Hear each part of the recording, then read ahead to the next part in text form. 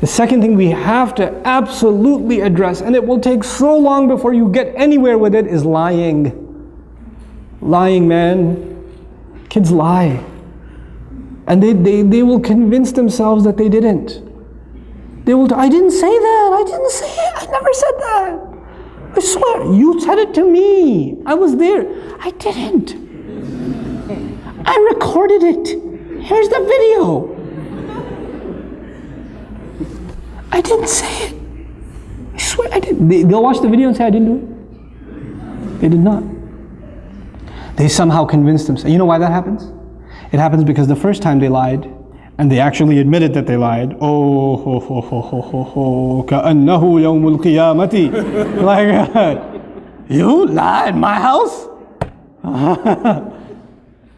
So now, first you said, please tell me the truth. What did you actually say? And they finally said it, and then you came down with the axe. So the next time, like, I will take all of this. But once I admit that I lied, I know what comes next. You know, I am not doing that again. I am not admitting to this crime again. Because pleading guilty in this house does not work out for you. You got to stop that first. You cannot punish. You cannot punish extra for something that happened that's already made you angry. So the mother is angry because the child lied. Or because the child did something bad. Then she's angry because he lied about it. Then she's angry because she's on, tell me the truth, I'm giving you one last chance. One last chance. I'm going to ask you one last time, even though she's going to ask 6 more times. But she says one last time, tell me, and this is the only time I'm going to ask. I'm not going to ask again. Did you do it? No. Okay, I'm going to ask one last time.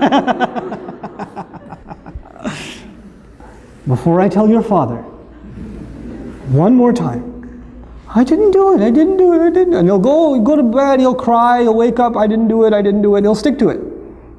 And you're like, how do I deal with this? And you said, I know you did it. I know you did it. You're making me even more angry. And you get angrier, and he gets more defensive. And you get angrier, and he gets more defensive. And at the end of the day, you start pulling out your hair, and you're like, I don't know what to, and the husband comes on, I don't know what to do with this one. He lied. And you're like, you lied? No, it starts over again. How do we have to deal with this? We have to take those situations, and sometimes you just believe them, even though you know they're lying. I believe you because I trust you. You wouldn't lie to me. You promised last time you wouldn't lie, so I trust you. And the other kid's like, but I trust him. You're fine. You're not in trouble. And let him get away with a lie 3 or 4 times. Guess what's going to happen? Children are not inherently evil. Children are inherently good. Their nature is goodness. So when they do something bad and you don't punish them for it, then they have an opportunity to ask their conscience. If you punish them for it, their conscience was not bothered because they already got punished for it. When they get punished for it, they don't feel bad because they did something bad and they paid for it. It's done. There's no conscience. But if you don't punish them once in a while, I said pick your battles. You don't have to get them for every time. Pick your battles and say, okay, I trust you. You didn't do it. I know she must have got it wrong. She must not have remembered properly. When you slapped her, she must have been sleeping and imagining it. The mark on her face, I don't know, is red coloring. I don't know what it is. Doesn't even look like your hand. Looks more like a foot. You know, so it's okay. You're not in trouble. You know what that does over time? Mama, I want to tell you something. I did do it. And then you come and you console and you say, it's okay. It's okay. I still trust you. I still trust you. And what you've done is you've taken the child away from being defensive. You know? But it takes a little bit of long-term thinking to be able to do that. You won't be able to do that the first time. Like first, it's very hard to forgive those kinds of things, right? Especially if they hurt another child.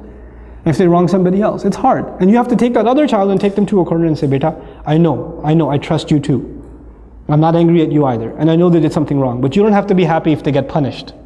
That's the other thing. One child gets happiness only when the other one gets punished. And they get so used to Abba. She pulled my ear the other day. They just came back from Scotland, my family. And when the little one came to me and said, you know, Api, She pulled my ear one day. I was like, when? I don't know. One of the yesterdays. I was like, what do you want me to do? He goes, punish her. I was like, will that make you happy? Uh-huh.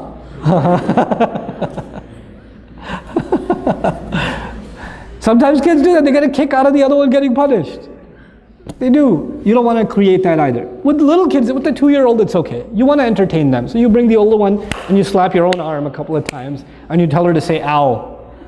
You know, and she says, ow, ow, it hurts. And then, you happy now, Walid? Yeah. That's cool. But with older kids, when they get happy when the other one gets punished, that's a problem. That's a punishable offense. That itself is a punishable offense. Why are you happy? What do you get out of that? You know? That's something we have to address with our children. There are 2 things so far. Tantrums, lying. And lying, it's a long-term process. You don't get lying out of somebody's system right away. Especially because they don't even see it as lying anymore. They just see it as saving themselves. And kids, when they lie a lot, you know what happens? They actually start believing it themselves. They become better than any actor you have ever seen. They take on the role, boy. They will own it. And so you become extremely dumbfounded. Where do you even begin? Well, begin by not tackling it. Begin by disarming, taking the fear away. That's the second thing, right? So the third thing I wanted to highlight is when children are only happy, and I kind of alluded to this now, when children are only happy when the other one loses something, or when the other one got punished or something like that.